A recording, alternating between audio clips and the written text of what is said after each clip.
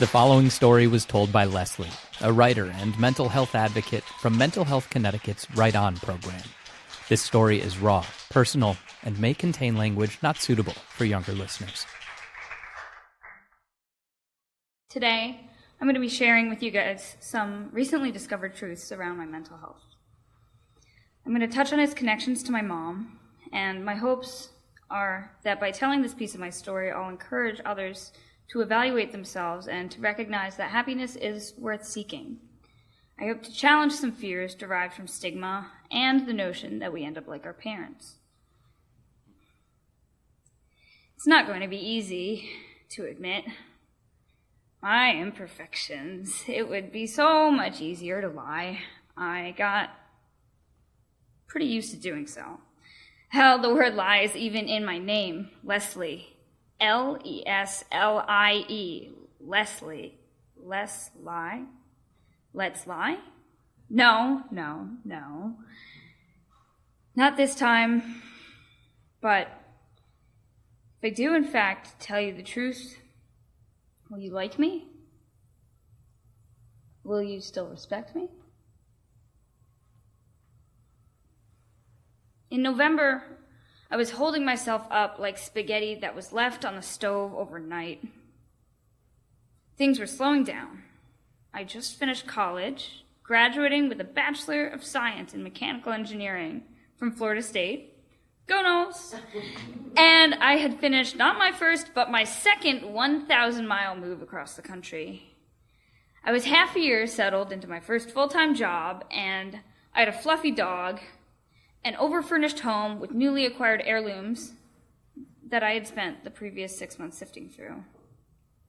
I'd conquered mountains. I was finally on the other side, the promised land, as my freshman advisor had once called it. I had an awesome start to adulthood, but still I found myself in a very dangerous place. See, for the first time in over 10 years, I had free time. And to most people, that sounds fresh, but to me, it's a scream. It means that I've got the pleasure of moving rapidly into my imagination, spinning the past and the future in circles and rating my life to them. It means carrying through the weeks with tension crippling my bones and that familiar stone sunken in my chest. Keeping busy is my best way to stay limber. When I run out of things on my to-do list, I lose care. It can take anywhere between 2 hours and 3 months to pull myself together. And in November, with the help of some externals, I began the process of addressing my potential illness. The first step was to be honest.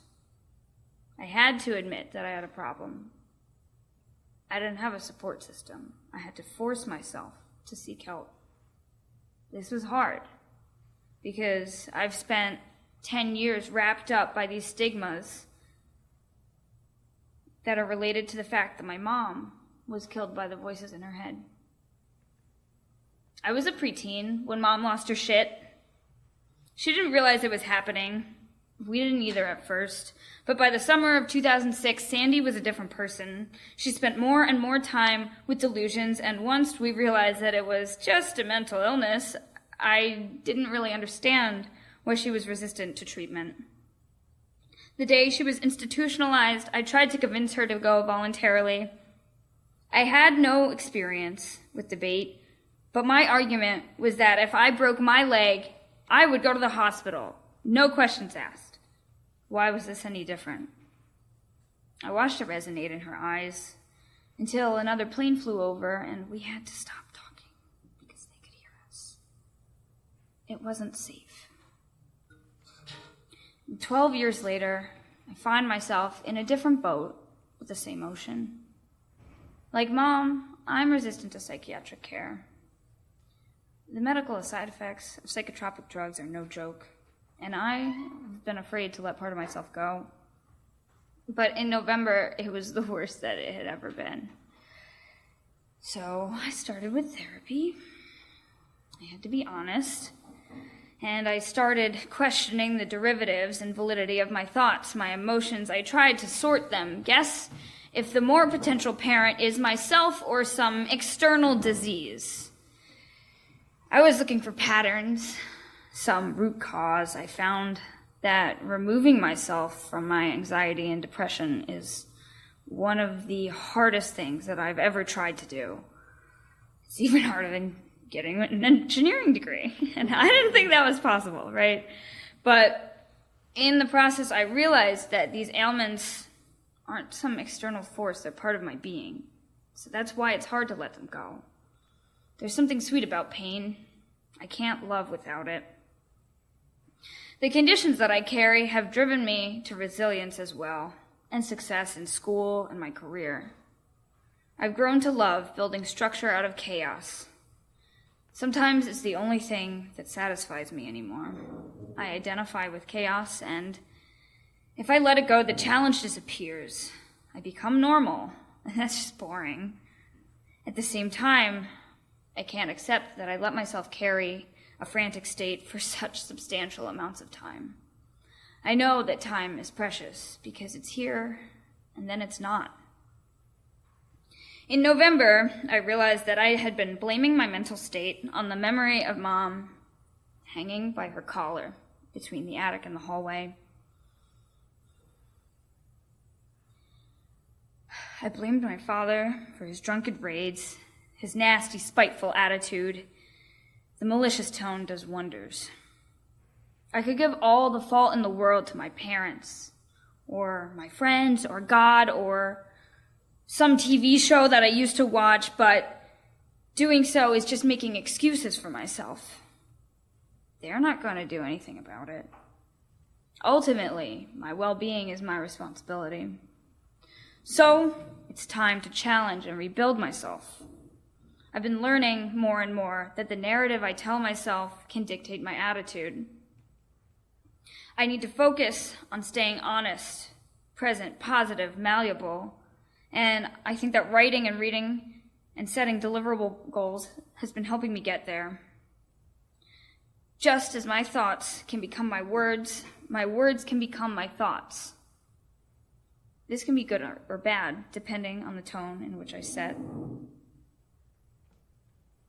I've found that describing ways in which I'm down can only perpetuate those feelings. But I have also found relief in putting those emotions to paper as a way to let them go, because I can review them later with a new perspective. Now, I know I've spiraled down with the stories that I tell myself, and I bet I can circle back up in a similar way with continued treatment and this positive voice. The other day was really stressful, but I came to some ease with learning a bit of piano. I choose to hold a hopeful tone because I have something to prove. I don't want to end up lost at sea like Mom. It comes up more than you would think. How did your mom die? A lump forms. I swallow. Should I tell you the truth or should I lie? My dad said I could lie. He said I could tell you that Mom had brain tumors. Doing so is hiding in shame, fear, so I choose to tell you the truth. My mom was schizophrenic and took her own life, as I like to say. That's the softer way. But it doesn't matter how I tell you, because I get that look on your face. You don't know how to respond. I don't either. We're uncomfortable. It's that look that I want to avoid. It's the one that says my mom, who was class mom several years running, rescuer of animals, tamer of horses. It sets her as a statistic. It makes you think of her as a monster. She becomes defined by the way she died and not the way she lived. We don't think like that towards someone with brain tumors. In 2005, I was making spaghetti with my mom in the kitchen. She took some noodles out with a spoon, and she showed me how to check to see if the pasta was ready. I jumped when she threw her hand up, and I watched the spaghetti cling to the ceiling. We proceeded with throwing oodles of noodles up in the air. for 5-10 minutes. 7 years later, I was a senior in high school, enjoying my last few months before uprooting and moving to Florida. I was goofing off with my friends in the kitchen, and I laid on the floor. When I looked up, there were 2 dry noodles still clinging to that damn ceiling. I grinned, and I never took them down. Thank you.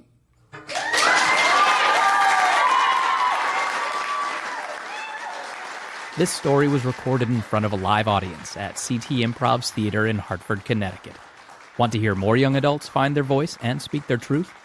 Go to mhconn.org/writeon. That's WRITEON.